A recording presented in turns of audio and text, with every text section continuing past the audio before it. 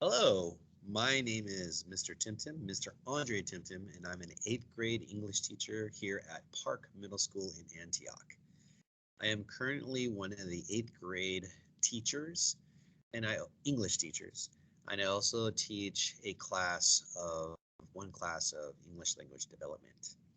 So I'm going to take a few moments to go ahead and explain to you what happens in my class, some rules and procedures and stuff like that. Go ahead and share my screen so that we could go ahead and talk about this.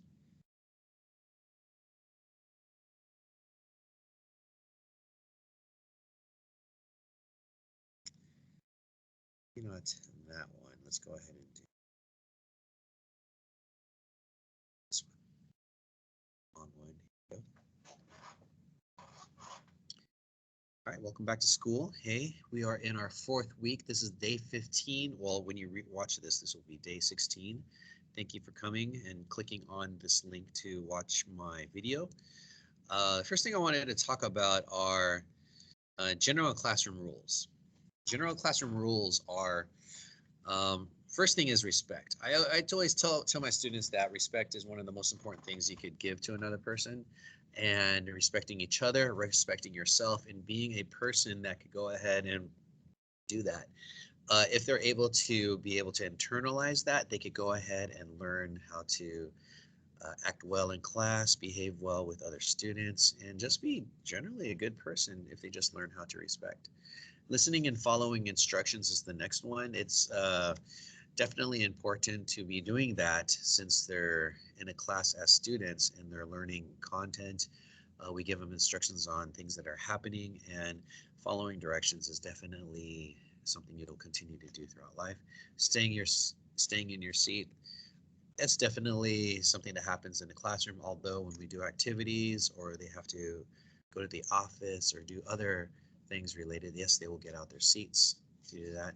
But if there's any problems, definitely raising your hands is a really good communication method so that I could go ahead and allow them to speak at the appropriate time. Because one of my main behavior rules is to speak when it's your turn.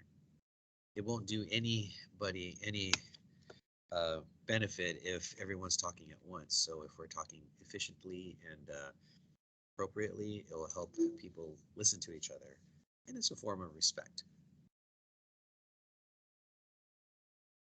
Next is school-wide rules of note. Masks are to be worn all the time, uh, even in the hallways and out in the classrooms, of course. Each classroom has a um, stock of masks. So if your student loses or the strap gets broken, then we do have extras that they could give. The office also provide masks. They have those blue ones, and they look like this. So we have a lot of those. So we want to make sure that everyone's wearing a mask. Dress code is enforced, so please look at your parent handbook to see what the dress code is. Hoodies and hats off in class. Um, it's important that the student be respectful of the people in classroom, and generally speaking, having hats and hoods off are that way. If there is any special condition or case, then go ahead and communicate with me about that. In class, using appropriate technology in class. Definitely when we're lecturing and doing activities together, using your cell phones is not appropriate at any time. So please do not call your child during class time. You would want to call the office if there's an emergency so that we could have the proper authorities or the people let your child know that something is happening or they are leaving. Do not text your child that you can text your child that you're coming, but they will not be able to leave the class unless they receive a call slip. So we want to make sure that we have everything on record when a child leaves or comes on campus. So make sure that you communicate with the office of any emergency, and then we'll get your child moved if they need to meet up with you outside. But we do need to have that slip before they leave class. Other procedures of notes is do not enter the class until the student invites. That's usually they line up right outside, and that's the way to go. When class is over, that I will go ahead and say class is over or dismissed. I'll even say you may line up if we are done with all of our discussions. Um, I will excuse them by rows, but more than likely I just let them go, depending on the situation. When we're taking assessments, please use appropriate behavior when you're doing that.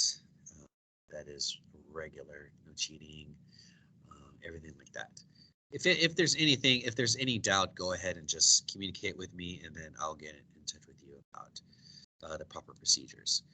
For English language arts, key points of note is we are not doing an SBAC this year. All state testing will be done through iReady. So it's important that your child do well on the diagnostic. We'll be doing the diagnostic 3 times this year, uh, showing the progress of your child, which will be put as in place of the SBAC itself. So iReady will be our state test of this year.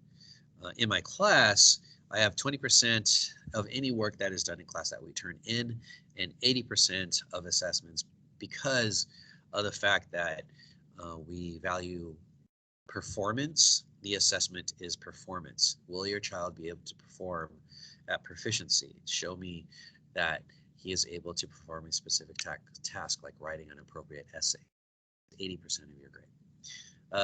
Again, it's the emphasis is on preparing for assessments, being able to take the test, being able to finish a project, finishing sit-down test, reading, and they're going to be improving on their analysis skills and their writing is what we're going to be working on, especially to prepare them for high school and beyond.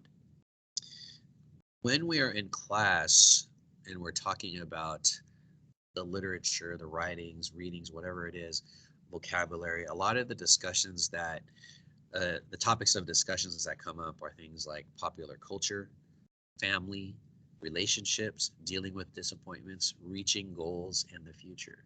These are all topics that your child is wrestling with and currently dealing with and trying to find their place in the world, finding their identity, and really getting in tune with their current mind of being able to make decisions on their own.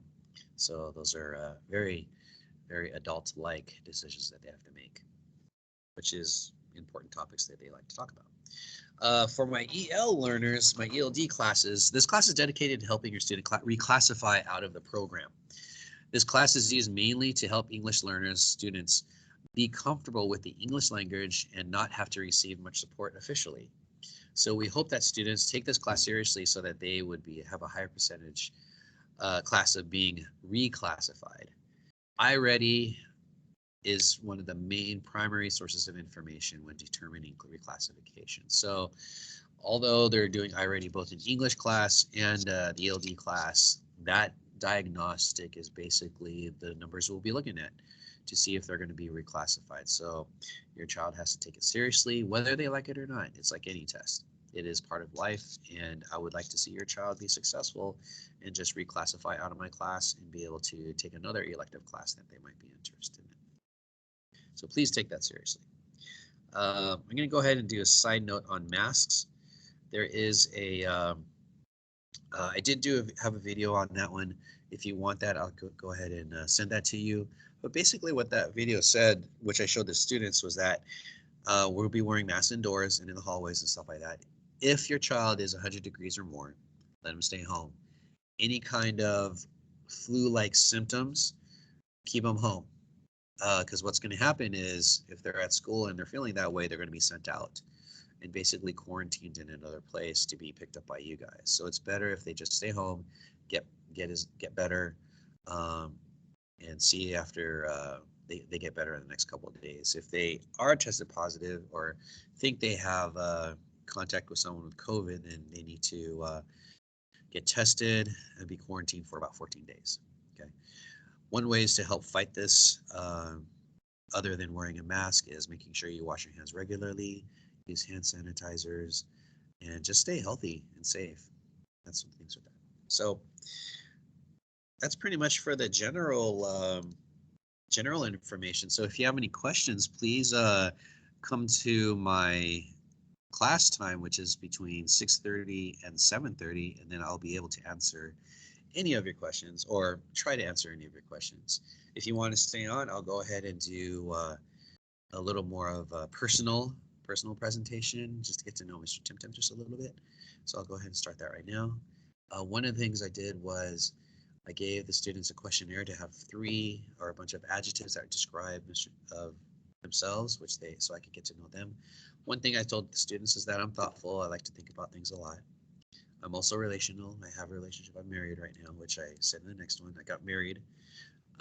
This is my 13th year of marriage, and I am responsible. Well, I have four kids, and these are my four kids. This was taken about a year ago during Father's Day.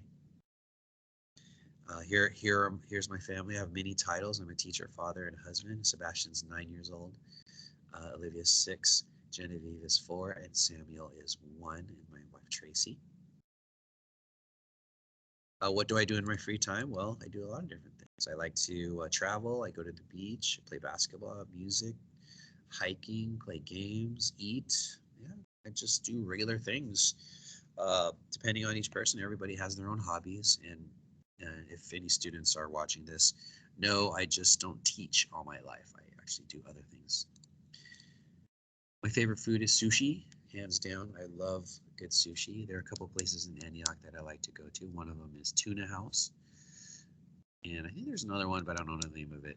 But Tuna House is the one that's near where I live, so I eat there. My favorite movie is Empire Strikes Back. It was kind of like a cornerstone, pivotal moment of my life of what kind of genre I really like, and I really do like science fiction as a genre and fantasy. But yes, Empire Strikes Back. My favorite person would be Brandon Sanderson. He is the novelist who has written many books that I enjoy reading, and so his novels are hands down some of the best novels I've read. And so for fantasy, again, the genre that I like. And if there was a place that I would like to go on vacation, what I told my students is any place that no one has ever been. So traveling around the world, not necessarily to the hot spots, but places where it's kind of remote and no one's been there, but beautiful and untouched by society or cities. And so I really like that. So that would be like my dream vacation. And thanks for watching. If you got this far, I really appreciate you watching. So if you want to contact Mr. Tim Tim, contact me. You can go ahead and get on the Teams messaging system, type in my name, and you can go ahead and message me. I will get that on my device. I will only communicate up to about 9 o'clock at the latest, depending on the situation. Generally speaking, after 9 o'clock, it's usually family time, so I don't want to be doing work during that time. But if you do want to have something a little bit more substantial and more information you want to give to me, emailing me might be the best thing to do. You can get me at andretimtim@antiochschools.net. And I hope this was informative. If you have any more questions, you could go ahead and come into my meeting. And again, you could contact me in any of those places. So thanks for watching and getting this far, and I hope you have a good day. Thank you so much.